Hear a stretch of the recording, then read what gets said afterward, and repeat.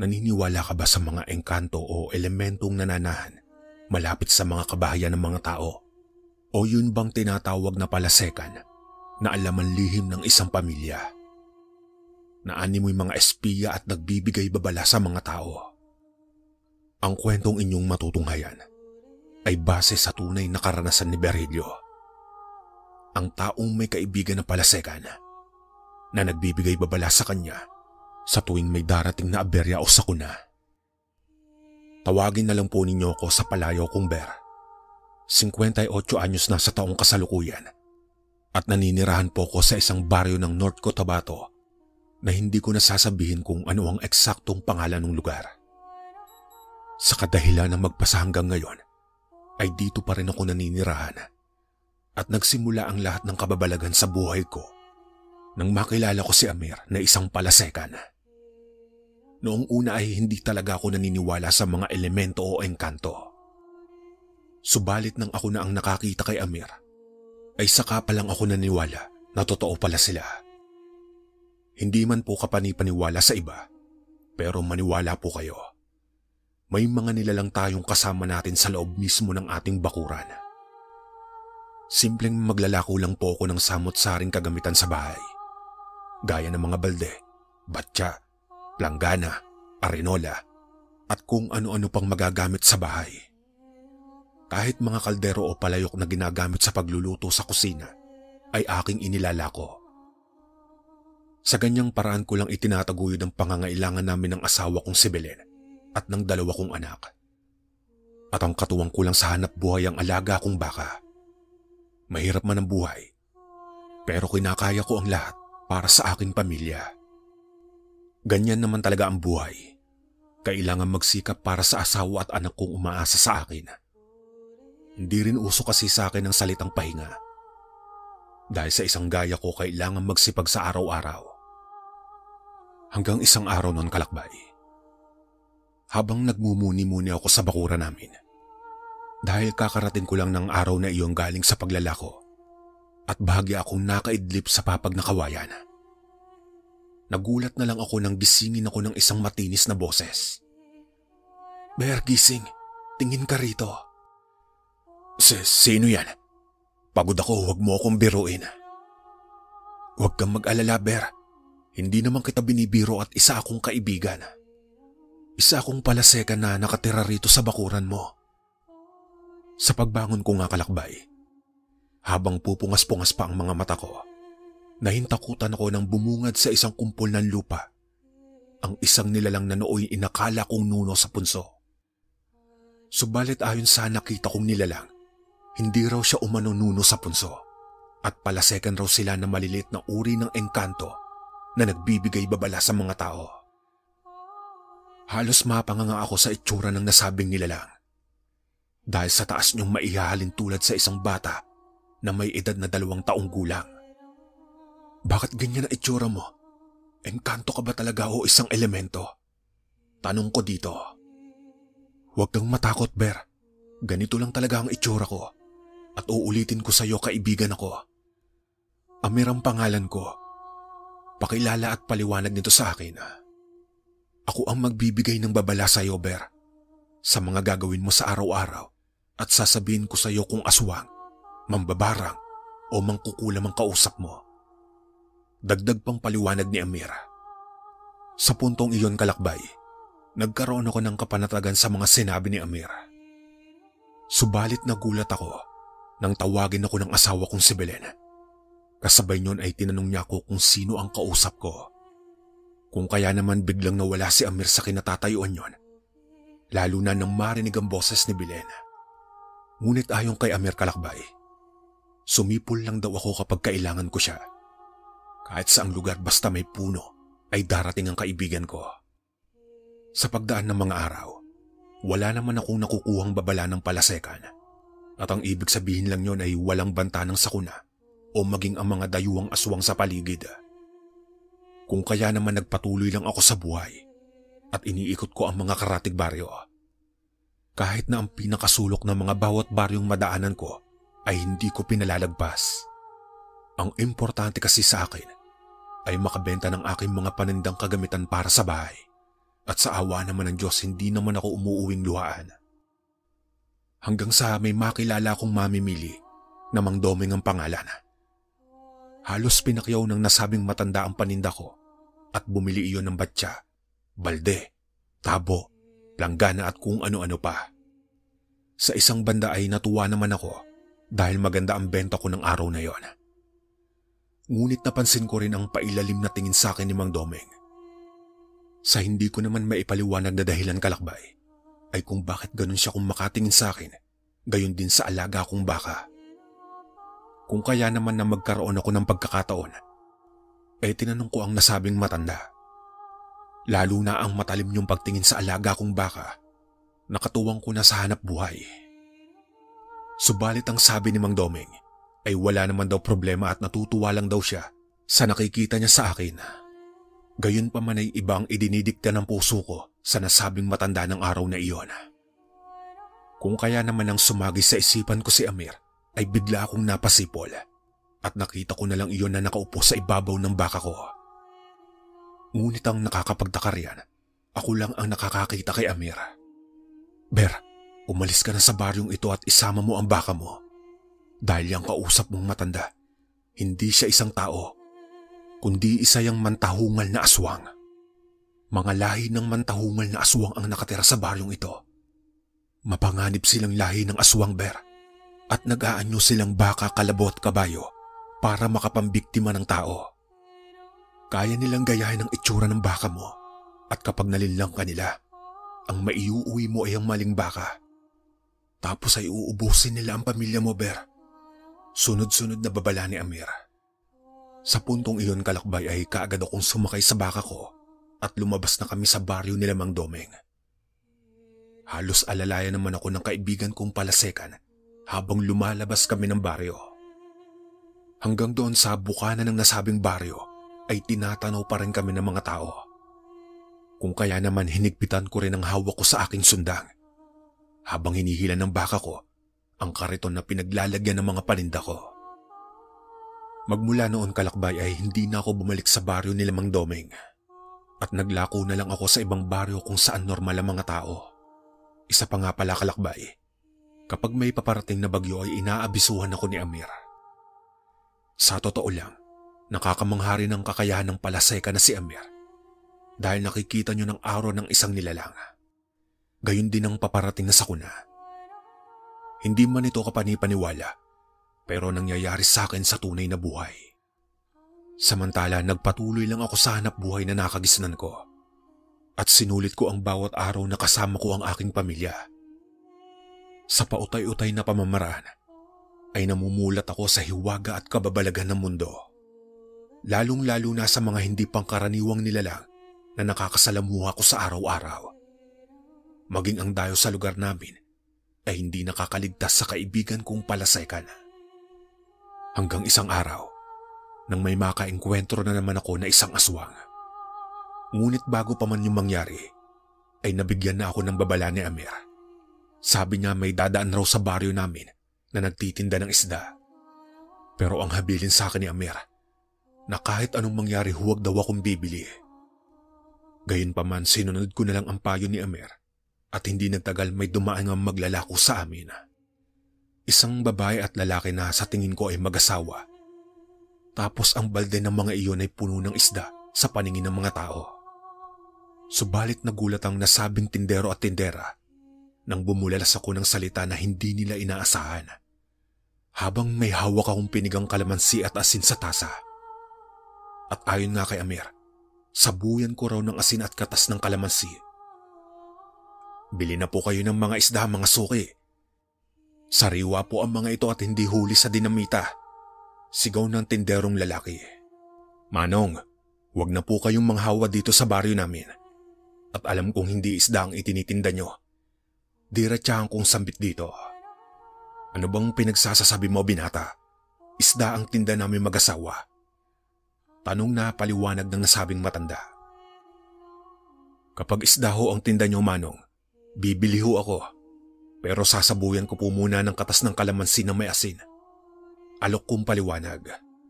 Sa puntong iyon, Kalakbay, napakunot ng noo ang nasabing matanda at bahagyang nanlisik ang mga mata niyo sa akin sa katirikan ng araw.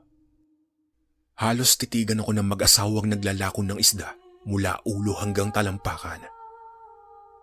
Walang ano-ano'y bigla yung umangil ng pabulong at sabay tumalikod sa akin. Sabi pa ng mag-asawa, masyado raw akong mausisa sa mga bagay-bagay.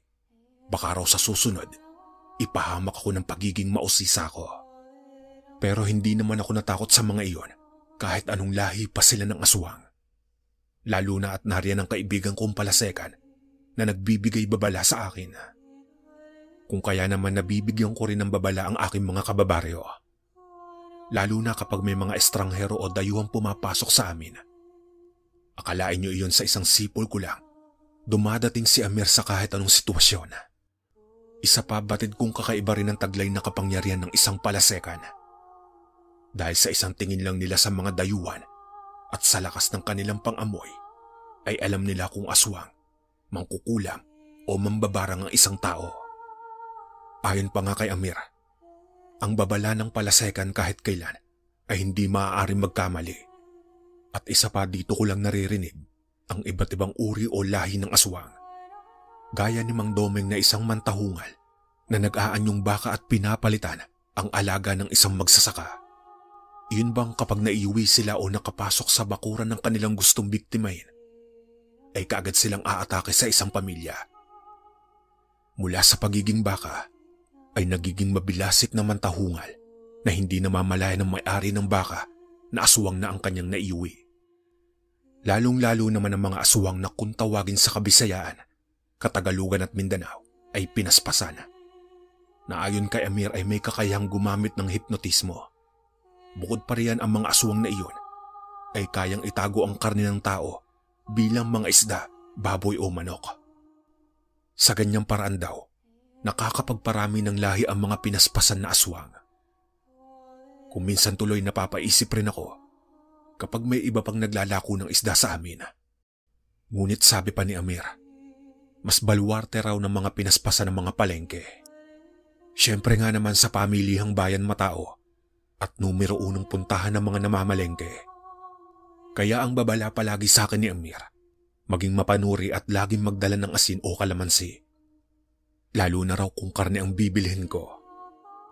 Sa paglipas pa ng mga araw, isang pamilya naman ang napunta sa amin at ayon sa mga iyon ay galing daw sila ng Siquijor at nandito raw sila sa baryo namin para umiwas sa kaguluhang nagaganap sa kanilang baryo. Halos walang puknat raw ang ubusan at labanan ng lahi mula sa mga angkan na mangkukulam kontra mambabarang. Subalit ayon kay Amir Kalakbay, ay magkahalong dugo ang dumadaloy sa nasabing pamilya na dumating sa amin.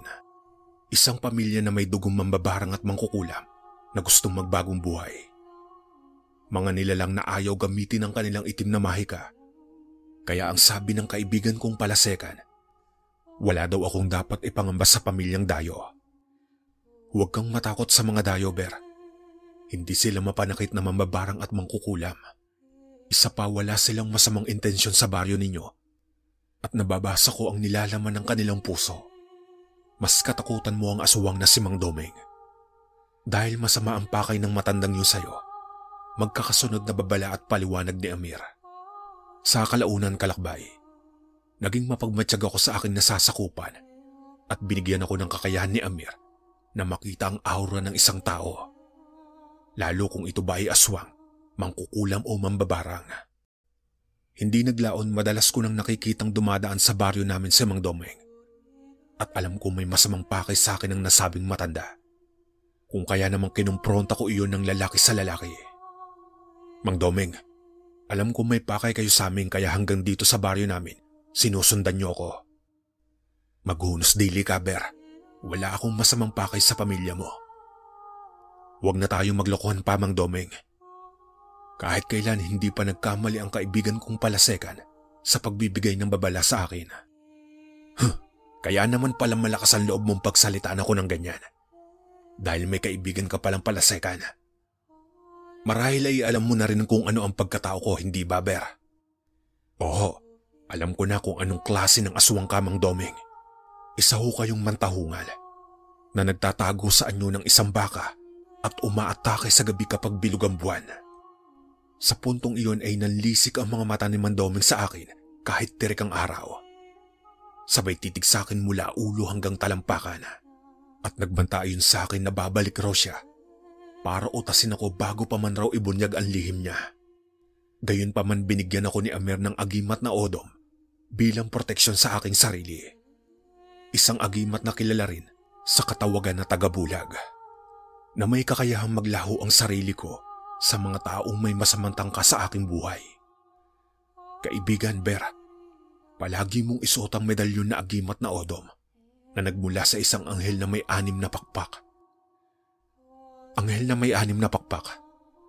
Oo Ber, isang kapangyarihan ng mandirigmang anghel na nabiyayaan ng natatanging lakas na maglaho sa harap ng kalaban. Matapos ang paliwanagan namin ni Amir, tinanggap ko ang agimat na odom at palihim ko iyong ginamit para mag-espiya sa mga taong pinaghihinalaang kong aswang na gumagala. Isa pa mula nang mapasa kamay ko ang agimat ng odom, nagkaroon din ng pagbabago sa buhay ko at nakikita ko na ang aura ng isang tao kung iyon ba ay puti o itim. Kaya walang ligtas sa akin ng mga aswang, mangkukulam o mambabarang.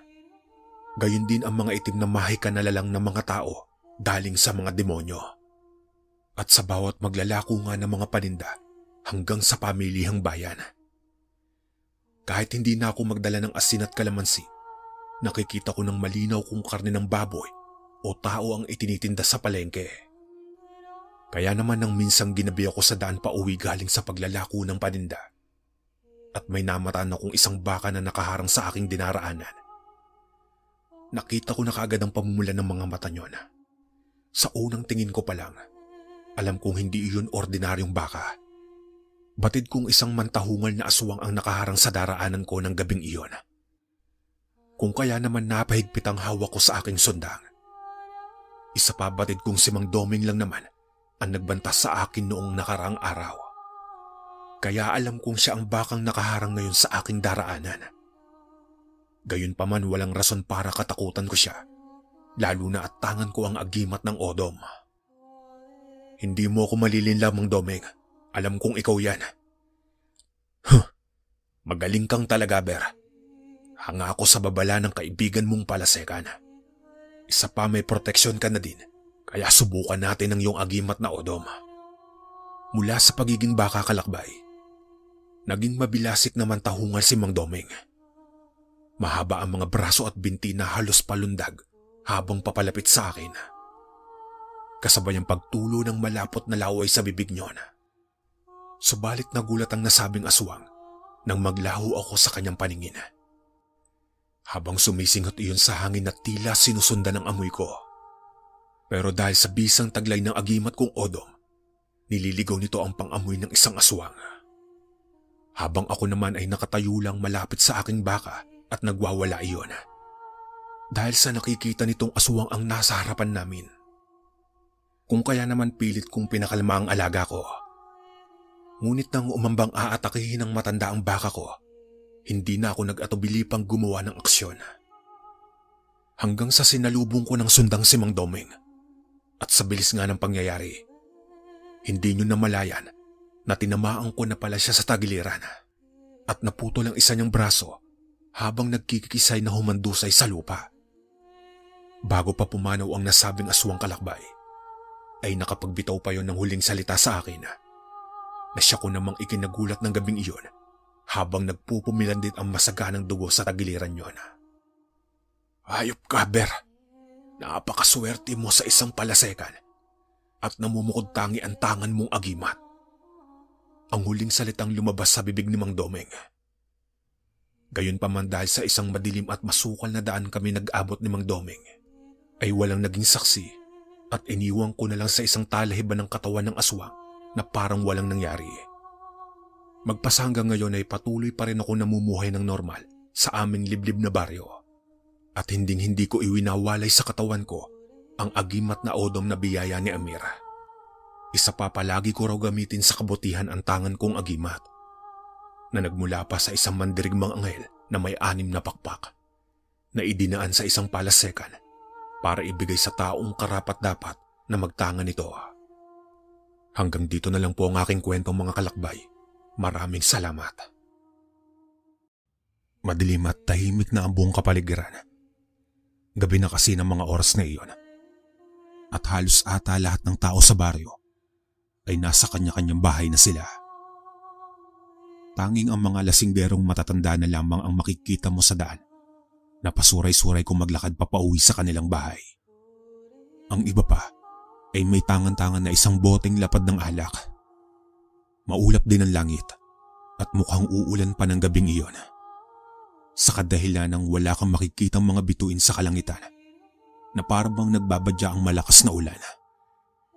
Dahil na rin sa malamig ang simoy ng hangin, nararamdaman ko pa ang pag-ihip nito na dumadampi sa aking katawan. Napakasarap sa pakiramdam ng ganoon. Tahimik at payapa ang paligid. Hoy Benjamin, lintik kang bata ka. Andyan ka na naman sa bubungan. Bumaba ka nga riyan at baka mabutas mo yan. Kalaki mong tao ang hilig mo pa rin umakyat dyan. Kanina pa kita hinahanap. Naku po, ito na po Nay. Bababa na nga po. Sandali lang po. Nagmamadali naman akong bumaba sa bubungan namin nang makita kong may bitbit na sanga ng bayabas ang aking ina. Nang gigigil ang itsura nitong nakatingin sa akin. Tawagin niyo na lamang po akong Ben Kalakbay. Short for Benjamin. Yan din naman ang kadalasan tawag sa akin ng mga kaibigan at kakilala ko. Tanging ina at ama ko lang ang tumatawag sa buong pangalan ko. At kapag nangyari iyon, ay asahan mo nang malilintikan na naman ako. Ako'y tubong Leyte mga kalakbay. Subalit hindi ko na lamang babanggitin pa ang eksaktong lugar kung saan. Sapagkat magpasanggang ngayon, ay dito pa rin kami naninirahan. At para na rin sa kapakanan ng aking pamilya at mga kababaryo. Ang kwentong ibabahagi ko sa inyo ngayon ay nangyari ito noong kabinataan ko pa lamang. Kasama ang kababata kong si Edwin. Taong 1995. Nang mga panahong ito ay nasa edad 18 pa lamang ako. Nasa yugto pa ng buhay ko na puro kapilyuhan ang nasa isip. Nakatira kami noon sa baryong nasa liblib na bahagi na ng aming lugar. Kakaunti pa lang ang mga taong naninirahan noon sa baryo namin. At halos lahat kami ay magkakakilala. Maging ang mga taong dumadaan sa baryo namin kalakbay ay talaga namang kinikilala ng mga nakatatanda sa lugar namin. Bibihira lang din naman kasi ang napapadpad noon na tiga ibang lugar. At may mga pagkakataon paminsan ay mga kakilala o kamag-anakan lang din ng iba naming kababaryo ang dumadayo sa amin. Sa kadahilan ng nasa liblib na bahagi na nga kami at tanging hinawa na daan lamang ang dinadaanan namin. Yun bang ginawa lang ng kababaryo namin dahil wala pang maayos na daanan sa lugar namin ng mga panahong iyon. Kaya naman bibihira lamang ang dumadayo roon. Gaya na lamang ng isang pagkakataon. May dumayo sa aming baryo na masasabi kong nagpabago talaga sa buhay at paniniwala ko.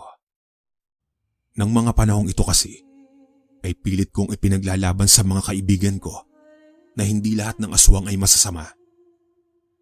Siguro yung iba ay masama talaga. Pero gaya nating mga tao ay mayroon din namang mga mababait.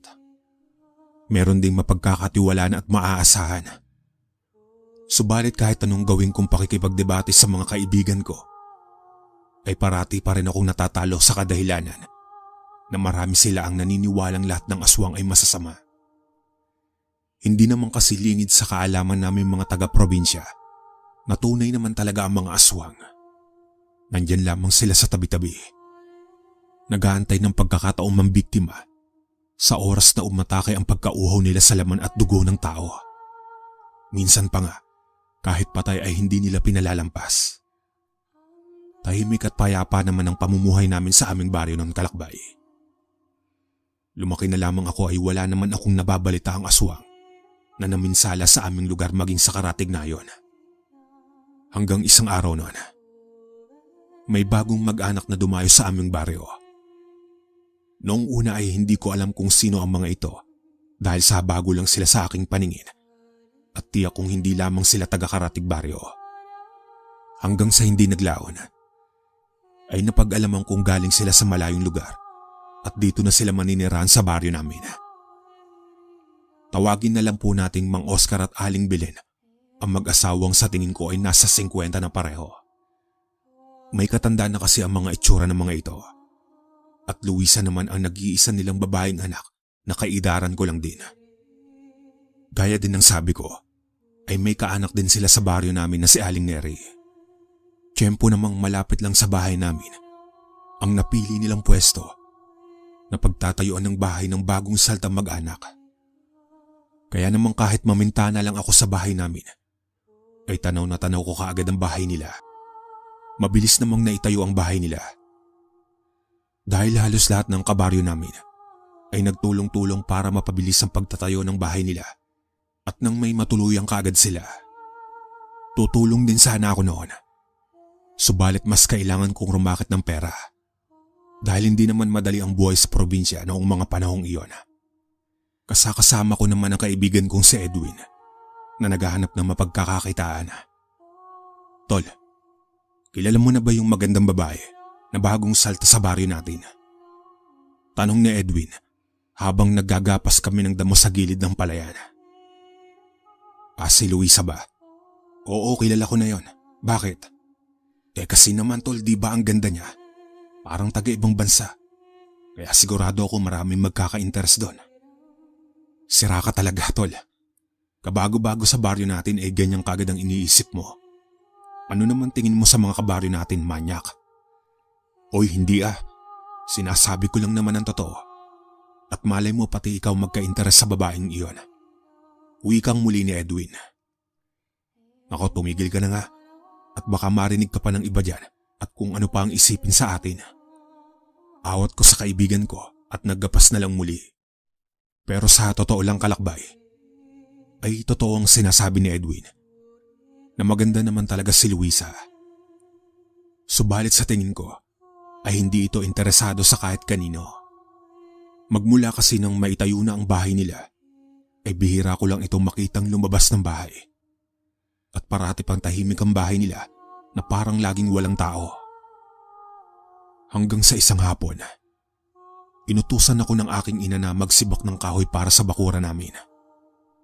Habang nagsisibak ako ng kahoy, ay naagaw ang atensyon ko nang makita ko si Luisa sa bakuran nila. Nagsasampay ito ng mga damit nila at nakadaster lang. Kaya naman napatigil ako sa pagsisibak at natuon sa ginagawa niya ang atensyon ko. Napakapino kasi nitong gumalaw na tila ba hindi makabasag pinggan. Lutang na lutang din ang kaputian niya sa suot niyang kulay brown na duster. Hoy Ben, anong tinitingin-tingin mo dyan sa pamangkin ko? Kamunti ka na akong matumba sa gulat nang biglang magsalita si Aling Neri sa likuran ko. Tapos ang kasunod nun, kalakbay, ay ang paghampas nito ng dala niyang walis tingting sa may puwitan ko. Hindi naman masakit iyon. Pero kinamot-kamot ko pa rin ang puwitan ko at umaktong nasaktan. Aray naman, Aling Neri, masakit po ah. Ano ba kasing tinatayo-tayo mo dyan? At kanina ka pa nakatitig sa pamangkin ko. Baka matunaw yan. Uwi ka nito at sabay sipat ng tingin sa pamangkin niyang si Luisa na nagsasampay pa rin ng mga damit. Sa totoo lang, kalakbay, magmula nang dumating ang pamilya nila sa aming baryo, ay talaga namang napahanga ako sa gandang taglay ni Luisa. Artistahin kasi ang ganda ng dalaga. At kahit sino man siguro ay mabibighani talaga sa kanya. Gaya na lamang ng sabi ni Edwin. Pero pilit kong binabaliwala iyon dahil mukha pang bata itong si Luisa. Nako, sinasabi ko sa iyo, Ben. Tigil-tigilan mo iyang pamangkin ko at baka mapasama ka. Iiling-iling habang natatawang wika ni Aling Neri. Bakit naman po, Aling Neri? Maganda naman po si Luisa at guwapo ako. Bagay na bagay nga po kami oh. Pabirong sambit ko kay Aling Neri. Habang nag-uusap nga kami, kalakbay, ay hindi ko namalayan na nakalapit na pala sa kinaroroonan namin ang dalagang si Luisa. Tiyang, andyan po pala kayo.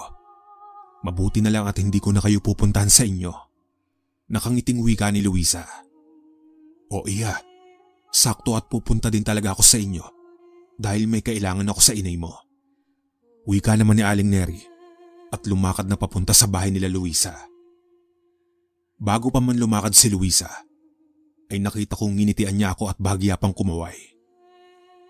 Hindi ko alam kung ano ang mararamdaman ko ng mga oras na iyon, Kalakbay. Pakiwari ko'y may mga dagang nagtatakbuhan sa dibdib ko at kinakapos ako ng hininga. Ni hindi ko nga din nagawang ngitian pabalik ang dalaga dahil sa nararamdaman ko. Sinundan ko na lamang sila ni Aling Neri ng tingin patungo sa bahay nila.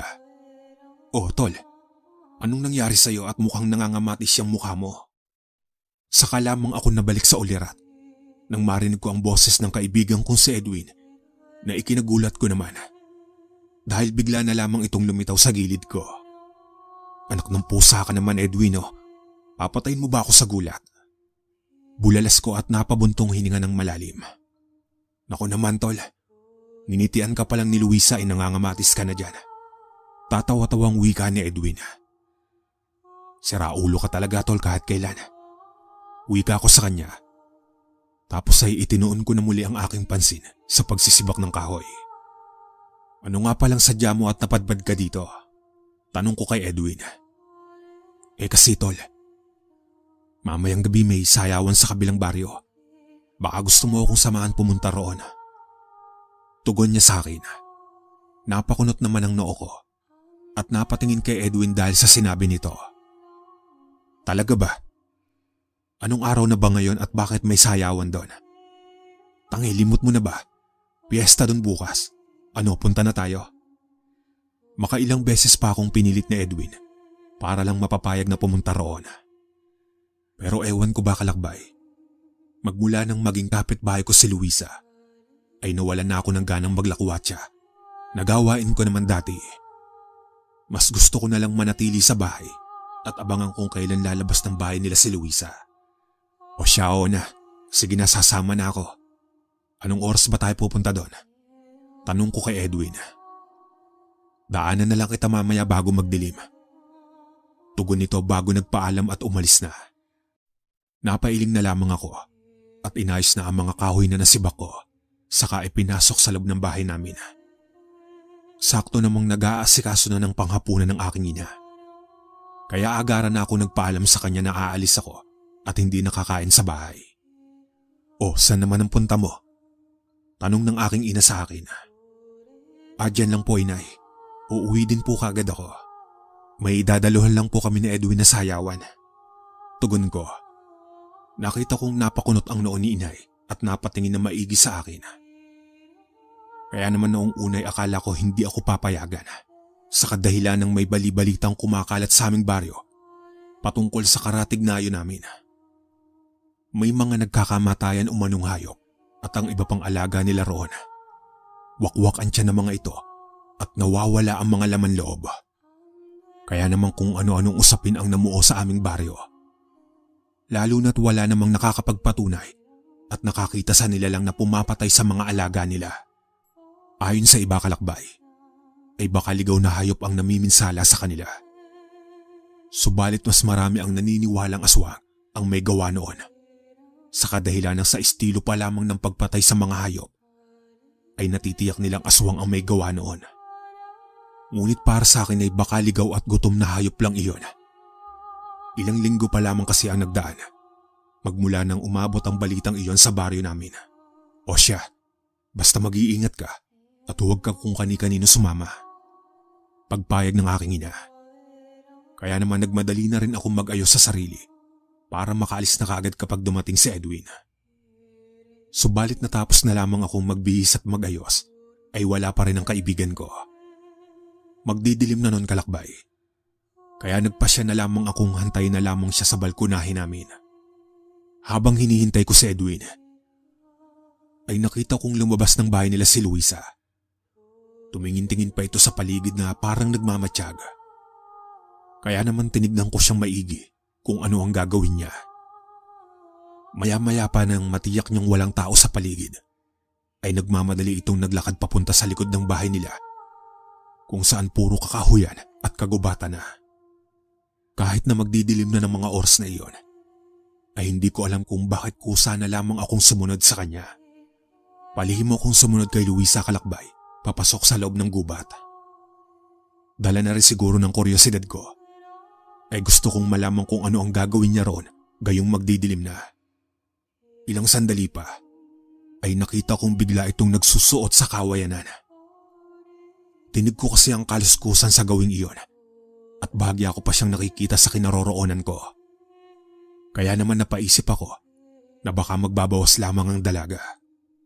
Pero ilang sandali pa, Kalakbay, ay nakarinig ako ng mahinang ungol at pag-angil. Agara naman akong napayuko at nagtagong maigi dahil sa naririnig ko. Subalit tanaw ko pa rin ang kinapupwestuhan ni Luisa mula sa pinagkukublihan ko. Napakunot ang noo ko nang mas lalong humina ang ungol na naririnig ko na tila ba nasa tapat na lamang ito ng tenga ko. Hindi ko mawari kung anong klaseng ungol iyon. Tila ba pinaghalong nasasaktan at nasasarapan. Anak ng pusa yan, no? Dito pa talaga niya naisipang magsarili. Paano na lang kung matuklaw ka ng ahas dyan at ang katikati pa naman ng kawayan na yan? Bulalas ko sa aking sarili ng mga oras na iyon at napapangiti na lamang ako, Kalakbay. Nakakahiyamang aminin, mga Kalakbay. Ngunit ng mga oras na iyon ay nai-enjoy ko talaga ang ginagawa ng dalagang si Luisa. Alam kong sa kanya nagmumula ang mga ungol na naririnig ko. Mas uminit pa ang pakiramdam ko nang makita ko naguhubad na ng suot niyang damit ang dalaga. Nag-uumpisa na rin magising ang aking pagkalalaki. Pero kahit anong pilit kong pag-iwas ng tingin, ay hindi ko talaga magawa, Kalakbay. Tila ba nahihipnotismo ako kay Luisa. Basang-basa na ang katawan nitong nangingintab. Hindi naman ako makapaniwala, Kalakbay, nang makita ng aking mga mata ang napakagandang katawan ni Luisa. Ilang sandali pa ay nilamon na ng dilim ang paligid namin. Tanging mga impit na pag-ungol na lamang ni Luisa ang naririnig ko. Dahil sa sensasyong nararamdaman ko, ay napahawak na rin ako sa sarili ko at panay ang paglunok ko ng laway. Hanggang ilang sandali pa, ang mga masasarap na pag-ungol na naririnig ko ay bigla na lamang itong napalitan ng pag-angil na tila ba pinaghalong angil ng baboy at aso. Agad namang nawala ang init sa katawan ko at napalitan ito ng kaba at takot. Kasunod pa nun, ay nasipat ko ang hubad na katawan ng dalagang si Luisa na punong-puno ng mga nagsisiitimang balahibo. Animoy mga balahibo sa binti ng lalaki. Makakapal at itim na itim iyon. Maging ang magandang mukha ng dalaga kanina, ngayon ay naging kulay itim na at napakapangit na nito. Dahil sa takot at kaba, literal na mabilis pa sa 4:00 kumaripas ako ng takbo pabalik sa pinanggalingan ko. Sa bilis nga nun, Kalakbay, pakiramdam ko ay hindi na lumalapat sa lupa ang mga paa ko at sa kasamaang palad ay naiwan ko pa ang isang pares ng tsinelas ko. Hingal na hingal at takot na takot ako nang makalabas ako ng gubat. Mabuti na lamang at nakasalubong ko si Edwin. Kanina niya pa pala ako hinahanap at paalis na sana siya. "O tol, saan ka ba galing? Kanina pa kita hinihintay ah. Sinabi ko naman sa'yo, di ba, na bago magdilim kita dadaanan. Nauna na tuloy yung mga kasama dapat natin. Uwi ka sa akin ni Edwin." Pero dahil sa kabang nararamdaman ko ay hindi na ako nakapagsalita. "Ano, tara na tol." Pag-aya niya sa akin. Sumenyas na lamang akong sandali lang at naglakad pabalik sa bahay namin. Wala na kasing kapares ang suot kong tsinelas, kaya naman nagpalit na lamang ako ng susuotin. Sandali ko pang pinakalma ang sarili ko, saka sumama na kay Edwin. Maya-maya pa'y nakasalubong namin si Aling Belen at Mang Oscar, ang mga magulang ni Luisa. Hinahanap ng mga ito si Luisa, pero dahil sa takot ko, ay hindi ko na nagawa pang sabihin ang mga nakita ko. Ang nasa isipan ko kasi noon ay baka katulad din sila ng anak nila. At dahil sa walang nakuwang sagot sa amin ni Edwin ang mag-asawa, ay nagpatuloy na lamang ang mga ito sa pupuntahan nila. Hindi ko na lamang din sinabi kay Edwin ang mga nakita ko. Hanggang sa nakarating na kami sa kabilang baryo. Pilitin ko mang makisaya sa kanila ay hindi ko magawa. Naglalaro pa rin kasi sa isipan ko ang dalagang si Luisa at kung ano ang nasaksihan ko sa kanya. Sino ba naman kasi ang hindi matatakot kapag ganun ang naranasan mo, di ba? Nakakakilabot talaga ang itsura ng nilalang na iyon at tiyak kong aswang ang bagong saltang mag-anak.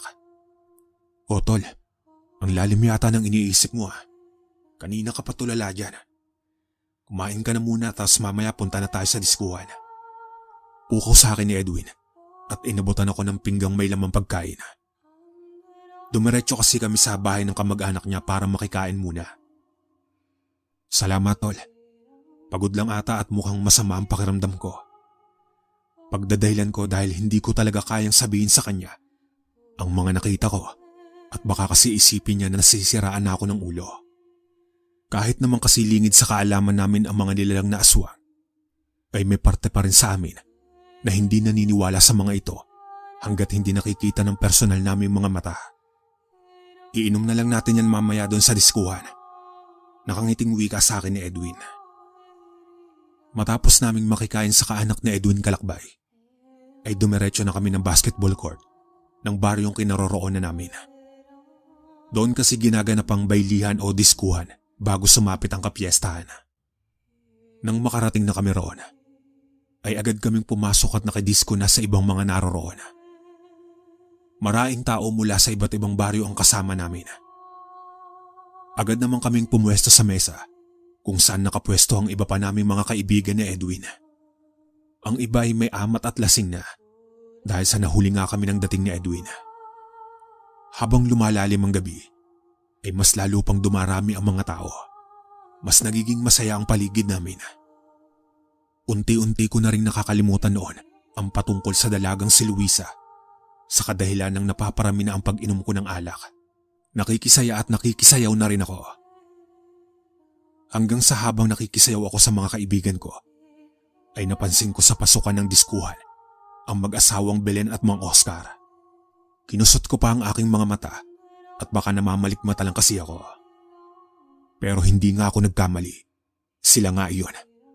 Nakatanaw lamang sila sa loob ng diskuhan na para bang may hinahanap. Hanggang sa magtama ang mga mata namin ni Mang Oscar. Agara namang umakyat sa bato ko ang takot na kanina lang ay naramdaman ko. Kaya naman napatakbo ako papunta sa pinakagilid at nasuka. Pakiramdam ko talaga noon ay parang sinikmuraan ako. Ayos ka lang ba, tol?